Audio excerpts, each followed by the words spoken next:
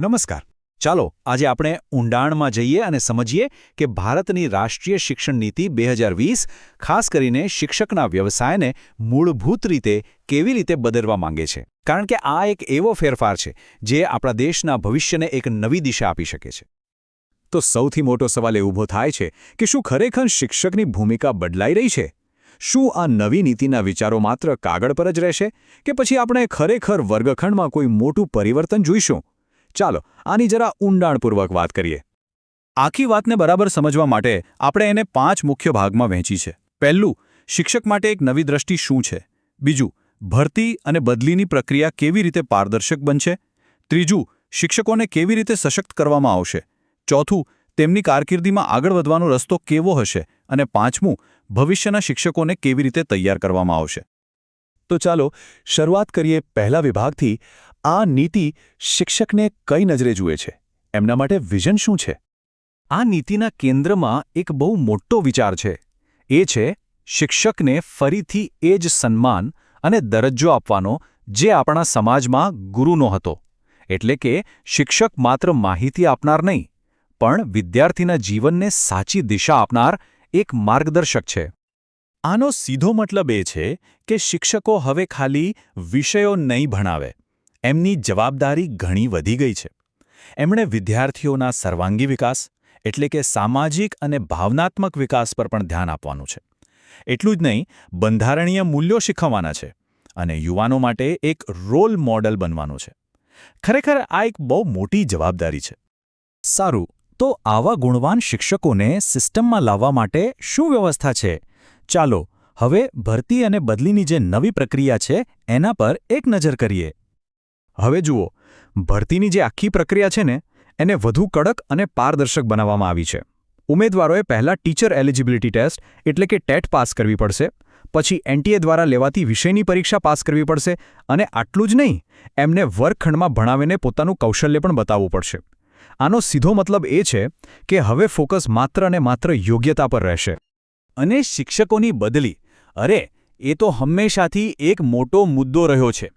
જૂની સિસ્ટમમાં વારંવાર અને મનસ્વી રીતે થતી બદલીઓથી શિક્ષણને બહુ નુકસાન થતું હતું. પણ હવે એક નવી ઓનલાઈન અને પારદર્શક સિસ્ટમ લાવવાની વાત છે. આ સિસ્ટમમાં બદલીઓ યોગ્યતાના આધારે થશે, જેનાથી ગેરરીતિઓ અટકશે અને શાળાઓમાં સ્થિરતા આવશે. સારું, નવા સારા શિક્ષકોની ભરતી તો થઈ ગઈ, પણ જેઓ પહેલેથી જ સિસ્ટમમાં છે એમનું શું? એમને વધુ સારું કામ કરવા માટે કેવી રીતે પ્રોત્સાહન મળશે? ચાલો એ જોઈએ. હવે આ એક બહુ જ રસપ્રદ વાત છે. દરેક શિક્ષકે દર વર્ષે ઓછામાં ઓછા 50 કલાકની પ્રોફેશનલ ટ્રેનિંગ લેવી ફરજિયાત બનશે. આનો ફાયદો એ છે કે શિક્ષકો શિક્ષણની નવી પદ્ધતિઓ અને બદલાતી ટેકનોલોજી સાથે સતત અપડેટ રહી શકશે.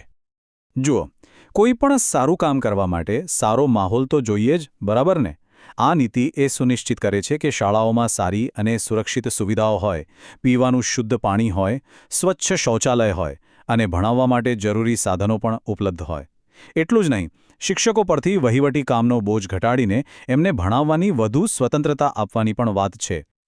હવે વાત કરીએ કારકિર્દીના વિકાસની. શું શિક્ષકો માટે તેમની કારકિર્દીમાં આગળ વધવાનો કોઈ ચોક્કસ અને સ્પષ્ટ રસ્તો છે? આ નીતિ એના વિશે શું કહે છે? આ માટે એનપીએસટી એટલે કે નેશનલ પ્રોફેશનલ સ્ટેન્ડર્ડ્સ ફોર ટીચર્સ બનાવવામાં આવશે. સરળ શબ્દોમાં કહીએ તો આ એક માળખું હશે, એક રોડમેપ હશે, જે બતાવશે કે એક સારા શિક્ષક બનવા માટે કારકિર્દીના કયા તબક્કે કયા કૌશલ્યો હોવા જરૂરી છે. અને આ જ એનપીએસટીના આધારે શિક્ષકો માટે એકદમ સ્પષ્ટ કરિયર પાથ બનાવવામાં આવ્યો છે. એક શિક્ષક શિખાઉ સ્તરથી શરૂઆત કરીને પોતાના અનુભવ અને યોગ્યતાના આધારે પ્રવીણ, નિષ્ણાત અને છેલ્લે મુખ્ય શિક્ષકના સ્તર સુધી પહોંચી શકશે. અને અહીં આવે છે સૌથી મોટો અને કદાચ સૌથી મહત્વનો ફેરફાર. હવે પ્રમોશન અને પગાર વધારો માત્ર નોકરીના વર્ષો કે સિનિયોરિટીના આધારે નહીં, પરંતુ શિક્ષકના વર્ગખંડમાં કરેલા કામ, એમની યોગ્યતા અને પ્રદર્શનના આધારે થશે. આ એક એવું પગલું છે જે સારા અને મહેનતુ શિક્ષકોને ખરેખર પ્રોત્સાહન આપશે. અને હવે ચાલો આપણે આખી વાતના મૂળ સુધી પહોંચીએ. ભવિષ્યની પેઢીના શિક્ષકોને તૈયાર કેવી રીતે કરવામાં આવશે?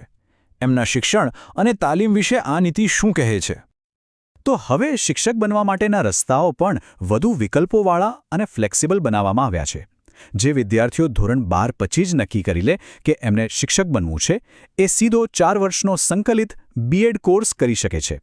જેઓ સ્નાતક છે એમના માટે 2 વર્ષનો બીએડ કોર્સ છે અને જેઓ પાસે કોઈ ખાસ વિષયમાં માસ્ટર ડિગ્રી છે એમના માટે 1 વર્ષનો બીએડ કોર્સ પણ ઉપલબ્ધ રહેશે. અને આ નીતિ એક લાંબા ગાળાનું લક્ષ્ય પણ નક્કી કરે છે. 2030 સુધીમાં શિક્ષક બનવા માટે ઓછામાં ઓછી લાયકાત 4 વર્ષની સંકલિત બીએડ ડિગ્રી હશે. આનો હેતુ એ છે કે જેઓ ખરેખર આ વ્યવસાયમાં આવવા માંગે છે એમને શરૂઆતથી જ ઊંડાણપૂર્વક અને વ્યાપક તાલીમ મળે. તો આ બધા ફેરફારો જોતા કાગળ પર તો બધું જ એકદમ ક્રાંતિકારી અને આશાસ્પદ લાગે છે, બરાબર ને? પણ સૌથી મોટો અને આખરી સવાલ એ જ છે કે શું આ નીતિ અને એના વિચારો ખરેખર કાગળ પરથી ઉતરીને આપણા વર્ગખંડો સુધી પહોંચશે? શું તે ખરેખર ભારતના શિક્ષણનું ભવિષ્ય બદલી શકશે?